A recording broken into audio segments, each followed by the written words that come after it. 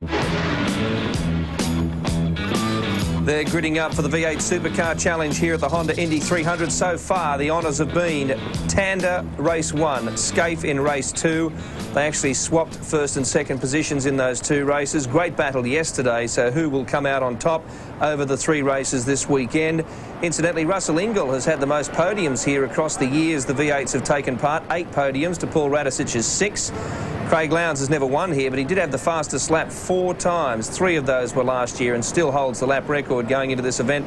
Closest race, 0.41 of a second. That was the Saturday race last year between Radicic and Ingall.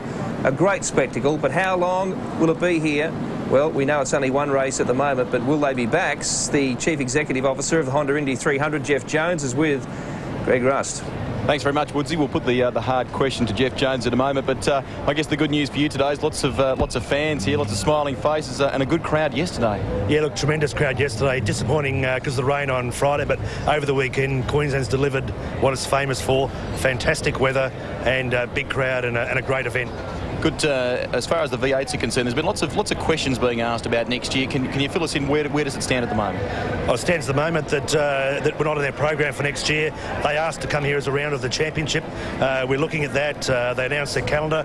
Look, we never say never. There's 12 months to go, and I think the V8s it'd be good for them to be here.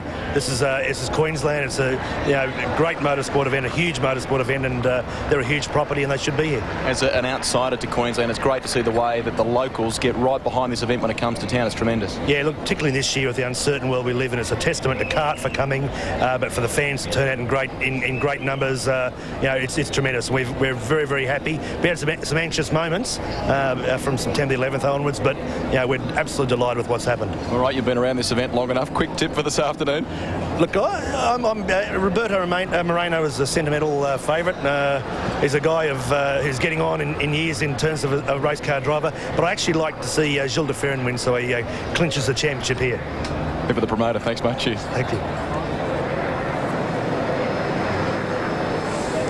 So getting set for the V8 Supercar Challenge. Interesting comments there from Jeff Jones. There's a year down the track, and if you think a week's a long time in politics, well, a year's a heck of a long time in motorsport. You just never know what's going to happen next year. But there will have to be a cut-off point, of course, because it does take a long time, many months, to organise and structure this event. So it's not as though they can make a late decision. Dick Johnson there, of course, had a very successful season, really. His son Steve was so much a championship contender until, of course, Mark Scaife pretty much shut the door with that massive points haul in the V8 Supercar 1000 at Bathurst. Paul Radicic, I mentioned earlier, is the other team driver there. And he's had a lot of success at this circuit, but not a great weekend so far for the Shell Helix Falcons. It's been really a Tander Scaife battle as we welcome our commentators for this event, Mark, Neil and Barry. Yes, thanks, Billy. It's an interesting situation because the 2 cars on camera right now have been at the top of the pile all weekend. Mark Scaife and Garth Tander. Tander took pole position in the top 10 shootout in very difficult wet conditions on Friday. He's won a race. Scaife has won a race, so they're pretty much very close on points. Tander has a little bit of a points advantage in terms of becoming the overall Honda Indy V8 Supercar Challenge winner because of that success on Friday. But really it comes down to whoever wins this race is going to be the overall Gold Coast Indy champion in the V8 Supercars. So it really is down between these 2 cars, but there's going to be plenty of cars, Neil Crompton, I'm sure, trying to find a way past these 2. Well, there's always a high degree of urgency in these races, and it's difficult in the first 2 chicane complexes. You get a couple of drivers going in there side by side in virtually 1.5-ton cars. Nobody wants to yield, and over the years, as we've seen, things can go wrong, and those concrete blocks do not move. One interesting factor today will be the temperature, because Barry, you've just come up from the pit lane. It's enormously hot down there, and as you know, inside these cars you can add a good 20-25 degrees above the ambient, so it'll be a nice old sauna inside the cars. Terrible, without a doubt. In the pit lane now it must be 30 degrees, and as you say, I would hate to be in one of those things. I was talking to Ingall's lot earlier on, and they were saying that they've changed the car a bit because it didn't have any traction coming out the corners yesterday. So we may see the Enforcer up amongst Tander and Scafie today. Doing a bit of enforcing, Baz. As only he can. Actually, it's been really... Cams must be really struggling, actually, for their holiday fund, because Russell's been quite a good boy lately. Well, he got sick of shaking the tin all the time. He's been a very good boy this year. He has, that's what I mean. Incredible. So the V8s head out on their warm-up lap. One victory to Garth Tander, one to Mark Scape. And who's going to win this? The final V8 Supercar Challenge race on the streets of Surfers Paradise. Cars getting everything up to temperature, and they won't have a problem getting things hot in these conditions. It really is sweltering on the Gold Coast this afternoon. I think tyre temperature will be the least of their problems. A couple of fast forwards up the back here as well. Remember yesterday, Craig Lowndes went out in second position on the second lap of the race, I think it was, when he just touched them. There he is, the inside barrier at turn 5, and did some steering damage, quite a lot of damage to the upright and various other things down there, so they couldn't get the car out for the second race, and things obviously working fine now. And Glenn Seaton had a problem too, something related to a throttle sensor, he thought, and they've now rectified that, and he'll be out. But they'll be coming from the back, so that's a big job. Do you remember, Mark, you were saying yesterday when Tony Longhurst's car mysteriously went to the right all of a sudden? Well, they've given him a $10,000 fine to sort of help stop that kind of lurching to the right. Unbelievable. Yeah, 10 grand, and it's five of that is suspended. I'm very disappointed. I thought Tony would have come up with an excellent excuse for that. Let's check him out on the Autobahn grid. Mark Scape and Garth Tander will start off the front row. They really have been the dominant force here this weekend. Russell Ingall and Larry Perkins, they might want to change that. The Castrol duo. John Faulkner having a very consistent weekend in the Dynapack entry. Stephen Johnson working his way back up the field after a spin in race 1. Stephen Richards and Jason Bargwanna round out the top 8. And then Tony Longhurst, who's sitting a little lower in the car now that his wallet's thinner. Marcus Ambrose, Paul Wheel, Paul Radisich, Greg Murphy, Bradley Jones, who got caught up in the first race when Stephen Johnson managed to sort of climb all over him with an error down at turn 3. Cameron McConville and Rodney Forbes is there in 16th. It may not be a championship round, but there's a pretty packed sort of grid here. And that magnificent shot from the chopper in the background down Surfers Paradise Beach, the magnificent esplanade, many hotels. There's the final cars on the grid. Bernard Romano, Morrison Larkham, Stephen Ellery and Glenn Seaton had troubles yesterday. That's put him right down the back, and from the absolute last position after qualifying second is Craig Lowndes. So it could be a real charge on from the Gibson Motorsport forward this afternoon. Well, he did it once from Adelaide, didn't he? Absolutely from the back. Had a little bit more time. Yeah, marginal, sort of, about another 450 kilometres. He can do it in 12 laps today. He is a genius. Call him Udina, That's right. The luxury that Craig Lowndes has, though, he's not driving the car. He will be driving at Pukekohe, New Zealand in 2 weeks' time. And I'm sure the team would still like him to bring that car home relatively unscathed. Here's the field coming around the Honda hairpin, the final turn before they come up toward the pit straight and grid up for the start. Mark Scape in tremendous form, as he has been the last 2 seasons, coming on a roll of victory in the V8 Supercar 1000 at Mount Panorama. Here's the Rat. Paul Radisich continuing the Shell seasons, or the Shell team's up and down season. What happened to him yesterday? Stopped, and that was that. We never heard any more. Not quite sure what the problem was with the car. Couldn't see for all the hoses. Looks like an astronaut. Yeah, Houston, we have a problem. It's Greg Murphy. You plugged the wrong hose in. Reported that the TWR prepared Kmart machine had a misfire. Apparently dropped onto 7 cylinders yesterday, which they were able to correct, and he had a storming drive through the field. It's going to be interesting to see who yields between Larry and Russell, isn't it? Oh, and particularly between these 2 cars on the front. Garth Tander and Mark Scape. Who writes the checks there? Yeah, there you go. Fair enough. Okay. 2 nervous men in Who pit lane. spends more? Yes. The Federation. So just getting ready for the start now. The final cars gridding up. Magnificent view from the Channel 10 chopper. What a shame. The last one, it's pitiful, isn't it, really? Okay, they can't let it be the last one. Now, Kmart car is in pit lane. Oh, boy, again? That's interesting. I think it's Murphy. Yeah, it was. So we've just had a shot of Murph. Now it's apparently... away they go from the start. Brilliant start by both drivers. They're going door to door down toward turn 1. Who's going to give in? Garth Tander's well positioned on the inside. Scapedale muscles across. Good driving by both to keep the paint away from each other. They gave themselves just enough room to get through there cleanly. Mark Scape now has the upper hand. here. Garth really found himself in an awkward position on the run to one, because if he'd hung on the outside there, he would certainly have been carved up, because Mark had the ideal line, and quite intelligently Garth just decided to ease out of it ever so slightly and reposition. If he'd stayed out there, he would also have been vulnerable to Russell. Exactly. So that was a good move. There's Morris on the inside. That was the Stephen Johnson line, that wasn't it? And he made good that move. Thousands of horsepower unleashed on Surface Paradise, and here comes Garth Tander. He's got a great run out of turn 4. Bartercard turn for the long run down the Esplanade. Oh, look, and in front of yes, Ingles there. Oh, Russell's got the rear race lock. Oh, Scape. He's got a little bit of a nudge there, almost pushed him offline. Now Russell Ingall takes advantage. The under and over manoeuvre. Scape goes back 2 positions in the space of about a quarter of a lap. Larry Perkins in there now. Stephen Johnson, Jason Bargwanna as the field filed down through the Foster chicane. So maybe Garth Tander caught Mark Scape napping there, slow out of turn 4, and he took maximum advantage. Well, that was on the limit motor racing from the 3 of those guys as they made the run down into 5, and it was terrific to watch. Sweep under our camera as the field over this bumpy section of the circuit. Oh, he's on it today. Larry. Just stepping out in the rear.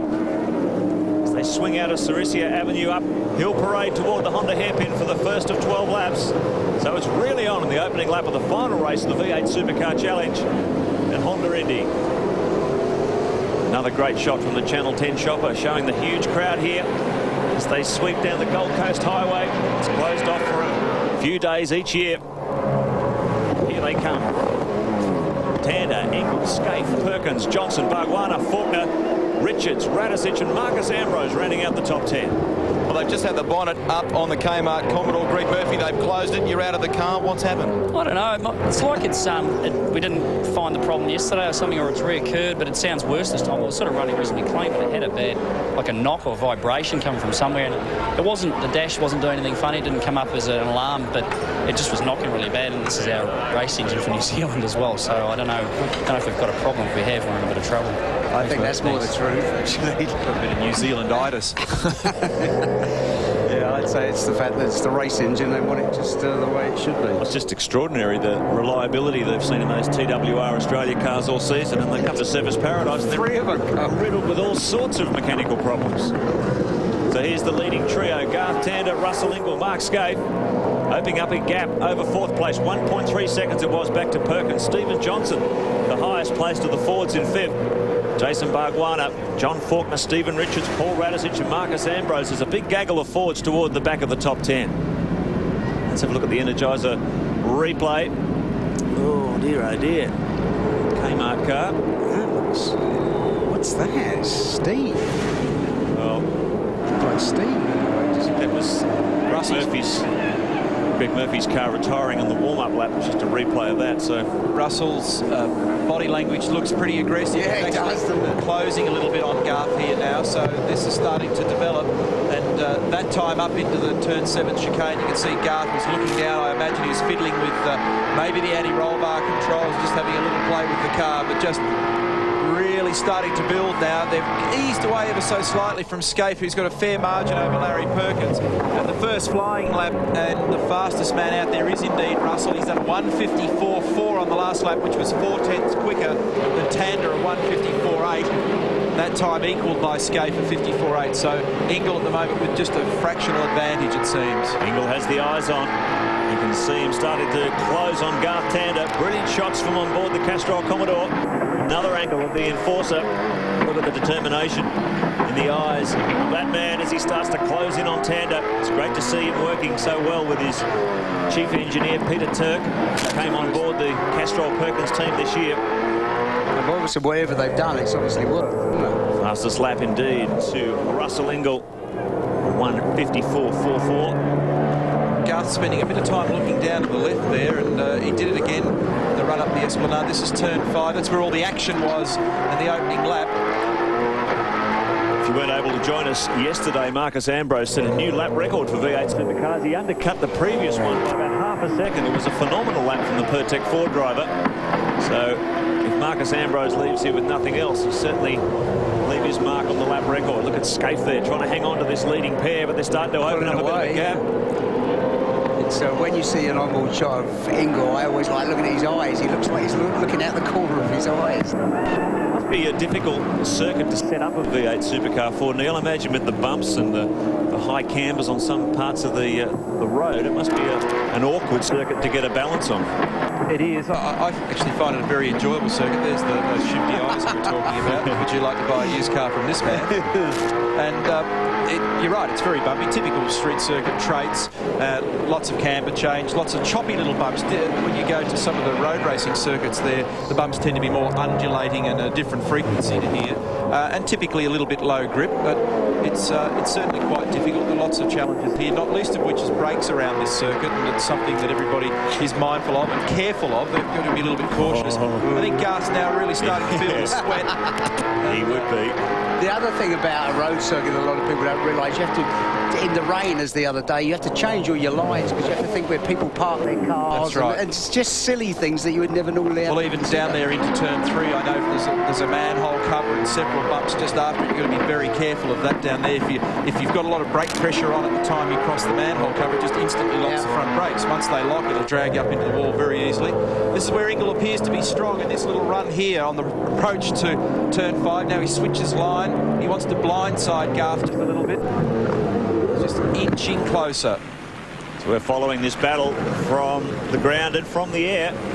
The Channel 10 chopper gives us some great shots there of this battle for the lead between Garth Tander and Russell Ingle. It is a really great circuit to watch on, isn't it? It's really spectacular. It's a very enjoyable circuit to drive. It's very fast and you get stuck into the brake pedal and there is no room for error, and it kind of gets your heart rate up. I mean, all this stuff up here on the northern end of the circuit, you know, it's fabulous. Oh, brake. You can see the cars really dance around. All this stuff here is exceptionally blind on the exit side of the corner, so you must commit, and you just hope when you come around the corner there's nobody there. And last year that was ridiculous. We all came around there, and there was about 15 guys having a picnic. Officials are keeping a close eye on the curb hopping. We hear that Anthony Tratt has just been given a black flag for using the curbs too much. So these guys in the front better watch it, because the eagle eyes of the officials are keeping an eye on any transgressions of that rule. And toward the end of this race, when things start to get a bit desperate, tyres are getting a bit spongy and brakes are getting a bit soft, there may be a real temptation to step over those ripple strips. Fastest lap to Scaife now, so Scaife is just putting on maybe... you remember yesterday, the message from the pits was look after your brakes, so maybe he's been doing the same thing today. Well, they're still about a second away from that new lap record set by Marcus Ambrose yesterday. So maybe the hot conditions taking their toll. Let's check it out on the Cellular One race score. Garth Tander, he's got Russell Ingle right on his bumper. Mark Scaife in third, Larry Perkins, Stephen Johnson, Jason Bargwanna, John Faulkner and Stephen Richards. Marcus Ambrose, then Radisich, Wheel, McConville, Brad Jones. This V8 Supercar action will continue on your home of motorsport after the break. Well, it's very warm on the Gold Coast and the action is getting red hot on the streets of Surfers Paradise. Paul Radisich just rejoining the race after a stop-go penalty for curb jumping. And we hear that Jason Bargwanna has also been black flagged for the same offence. So they're really coming down hard, Neil Cropton, on this curb hopping. Yeah, it's and obviously when you're a competitor you feel pretty aggrieved about that, and I'm sure that Paul and Jason and their respective teams are not going to be happy, but I guess they've made a clear ruling on what's acceptable and what's not, and these guys must be stepping over the line. And I must say that over the years most of us have probably given officialdom a bit of a rev about that, so if they're being tough on it now, well, so be it. At least they're being consistent. Well, the officials are being pretty tough on the curb hopping. Dick, your thoughts? They ought to fix the curbs. These cars, you know, it's not that easy to be millimetre perfect, you know, when you're going through double chicanes and things like that. And if it upsets the Indy guys, well, you know, so be it. But, you know, either that they make the curbs better, otherwise, you know, why bother being here, you know? Stephen's car seems to be all right after yesterday. Well, we keep reminding him to stay off the curbs all the time, you know, but it is pretty hard out there, you know. I've been on both ends of the stick and I know what it's like, and it's very frustrating. Thanks, Dick. No worries. Again, it is quite different from on board a V8 Supercar, Neil, because you're sitting quite far back and quite low, and I guess the apexes of the corners aren't quite as clear as they would be to an open-wheel driver. Well, I wasn't at the driver's briefing, so I don't know what the ruling is and what they're finding acceptable. They'll probably be giving them a warning, and then if they've, you know, if they repeatedly do it, you can, I mean, I've I've seen what happens up there. There's a certain amount of curbing you can use, but if you actually get the car positioned in such a way that you flat across the curb and you actually reduce the amount of bump, you actually do go quicker. So there's arguments in all directions on this one, but at the end of the day, City Hall tends to win. These two guys are starting to slow each other down. They've both done 1 minute 55 laps, Skaife for 54.7, and that's put the Holden Racing team car back into the picture. You can see how much ground he's taken off Ingle. So Tander, Ingle and Skaife bumper to bumper here. Problems. Paul Romano gets a big cheer from the crowd as he smokes them up at turn 3. And Paul well out of contention for this one.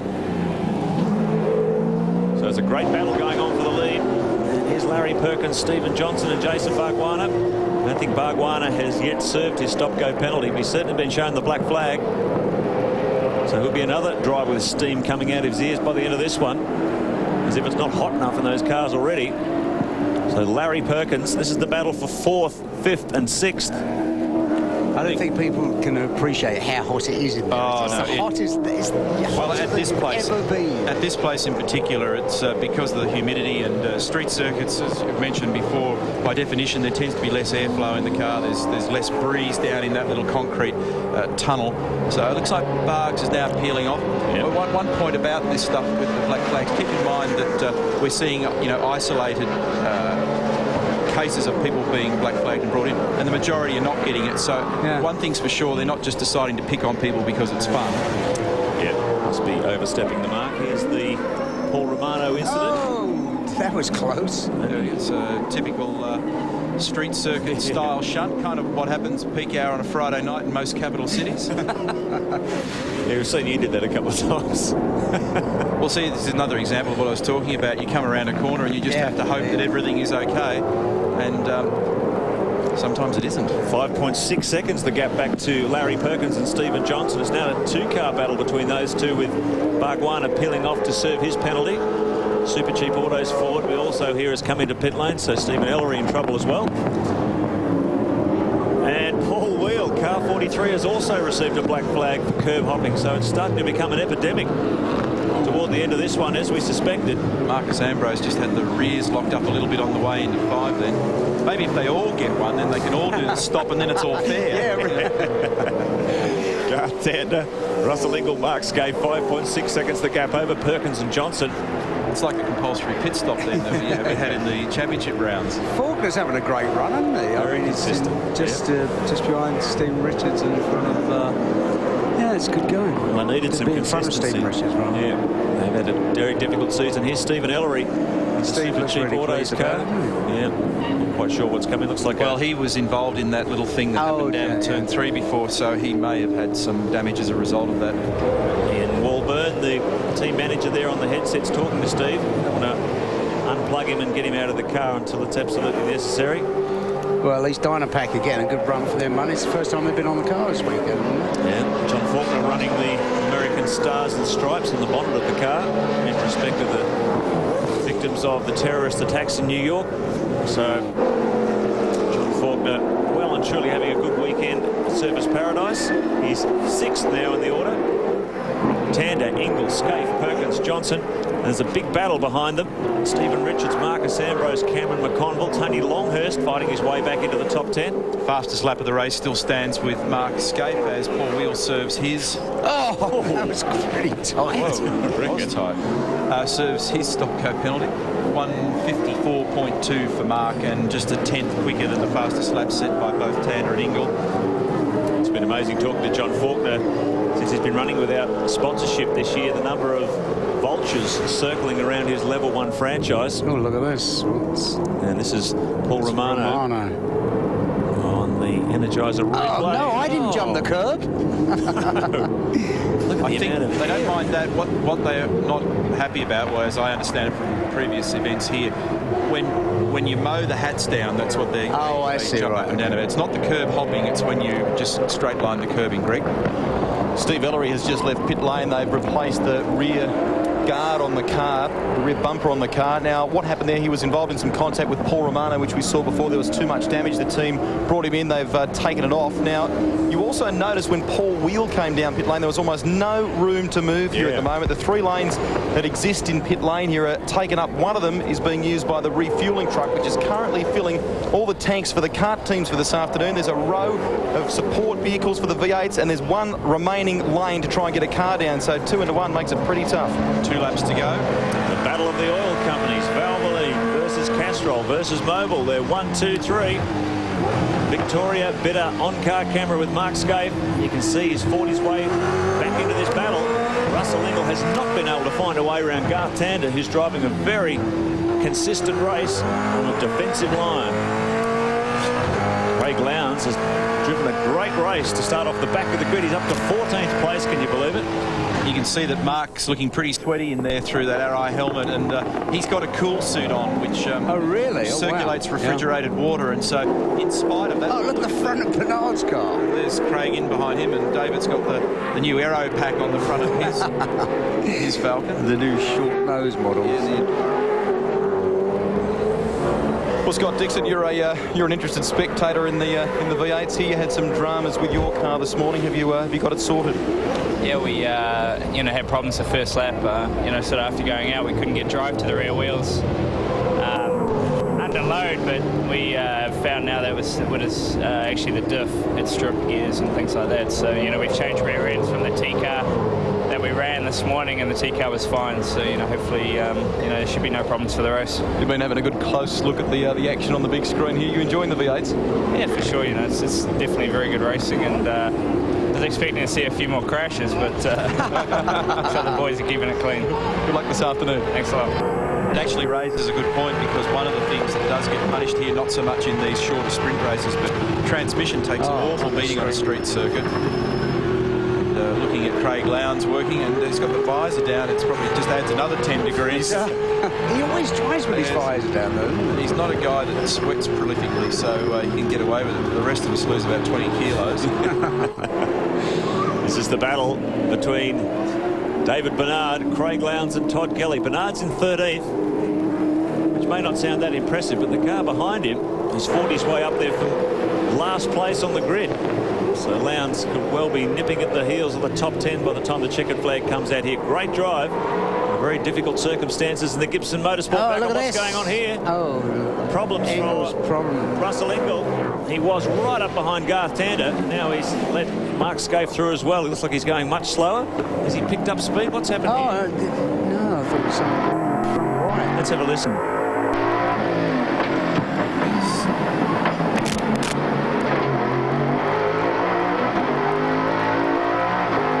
Changed it very early. It's dropped the cylinder. Yeah, it sounds flat. It's got no grunt. Yeah. Oh, that sounds awful. It's running on 6 or 7. Yeah. So he's got a problem. How much has he got in front of Larry? Might catch him. 6.4 seconds was the gap, so Larry wasn't that far behind. So he's spending a long time looking at Russell, thinking, will this V7 do the job? Might even be a V6. Problems here for Russell Ingall. He's got a limp at home now. Yeah, no way he's going to be able to hold that out. As his team boss Larry Perkins closes in behind him, you can see the enforcer looking at his mirrors constantly. He might get away. He's got to make that run down the front straight, but he might get away with it. The stuff up around the top is not sort of massively quick and requiring a ton of horsepower. He's got a little margin. Yeah, at least I'm sure Larry'd appreciate if he weaved in front of him. Not very much. There's some enforcing on the boss, Russell. So here comes Garth Tander. He's withstood all challenges so far. Great drive, Tander. And we're back between the battle between these two. Whoever wins this race is going to be crowned overall V8 Supercar champion. Checkered flag in about time. Yeah, and it's very good for the Gary Rogers Motorsport team, because Russell does it. Yeah, he hangs on. So that was an excellent performance for Garth and all of his guys. It's a good shot in the arm for them, because when they needed it. Didn't they? Everyone gets on your back and it just drags the thing down. So that's excellent. Well, certainly needed a lift. So well done, Garth Tander. He's stolen the crown, if you like, from Paul Radicic, who has reigned supreme here the last couple of seasons in the Shell Helix Ford. Now it goes to the new man, Garth Tander, in the Valvoline Cummins Commodore. As Neil Crompton said, a great lift for the Gary Rogers Motorsport team, which have had a very lacklustre season after hounding Holden Racing Team all the way to the Shell Series Championship last year. Tander takes the cheers of the crowd, and so he should. Tremendous drive from the youngster. Mark Scaife in second, and Russell Ingall fortunately was able to hang on for third place. That's the way they finished in the top three. Larry Perkins was fourth, Stephen Johnson was fifth, John Faulkner, nice consistent weekend, Stephen Richards and Marcus Ambrose made it into the top 8. Then McConville, Longhurst, Jones, Larkham, Lowndes up to 13th. We're counting down to the Honda Indy 300. Stay with us for more on your home of motorsport. Here's Greg Rust.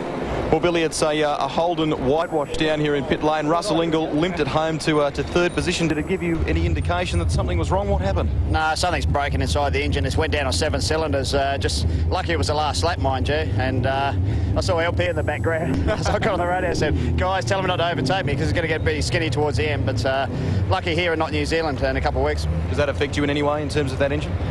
No, not really. No, we've got a couple of the same. That was actually going to be our engine for New Zealand. So, like I said, damn lucky it happened here. Third on the streets of the Gold Coast. That's a great result. No downsides to that. Mark Scaife second today, a win yesterday. But, gee, it's hot out there. Look at you.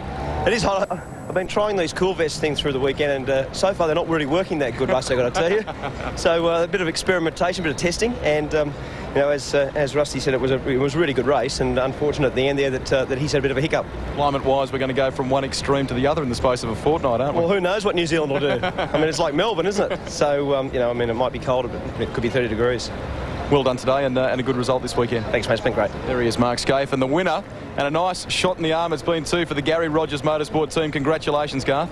Yeah, thanks, Rusty. It's obviously been a long, tough year, so to come back here after not even qualifying the car last year, sticking in the fence, it's pretty good to come back with a couple of victories and pole positions. So, yeah, like I said yesterday, we're running into a bit of form, and hopefully it keeps going. Yeah, hell of a change from last year when you consider that you spent the bulk of the Indy weekend with us in the commentary box. It's probably all those tips that you guys gave me last year, but no, it's a bit of a contrast, and this one's for the boys because they've worked really, really hard this year, and it's great to finally repay them with a win. Tell us a bit more about that. I mean, they've been working hard. Has something changed there? We did. We changed something before Bathurst, and the car was really good there. We didn't have enough horsepower, but the handling characteristics were greait, and we found a bit of horsepower in the last couple of weeks, and we've managed to put the package together. And I don't know if we'll keep winning races, but at least we're starting to head in the right direction, so that's the main thing. You're in good shape for Pukekohe, you think? Yeah, really looking forward to getting back there because raced there in '96 in Formula Ford, and last time all the V8s were over there, and I was sort of hanging over the fence itching to get out there. So be good to go over there in the V8 now and part of the championship, and maybe we can get back in the top 5. Congratulations, Garth. Thanks, Rusty. Cheers. Well, I mentioned earlier how a year is an eternity in motorsport. This time last year, Garth Tander was challenging Scaife for the championship win, and of course he and Bargs won Bathurst, and that took them just a step closer. This year, well, it's a rare sight to see Garth overtaking Scaife, as he has done at the Honda Indy 300 in the Gold Coast. A very nice thing. In discussion on this particular subject earlier in the weekend, Neil Crompton pointed out that it's not so much that the Gary Rogers team is not performing as well as it did last year. It's just that, as we often find in a developing series such as V8 Supercars, the benchmark, the standard has been raised, and that team has just found it difficult to go with it. We'll be back after this. More Champ Car action coming up. Don't forget, this is race day, and we'll also have a look at Miss Indy for 2001. We'll be back.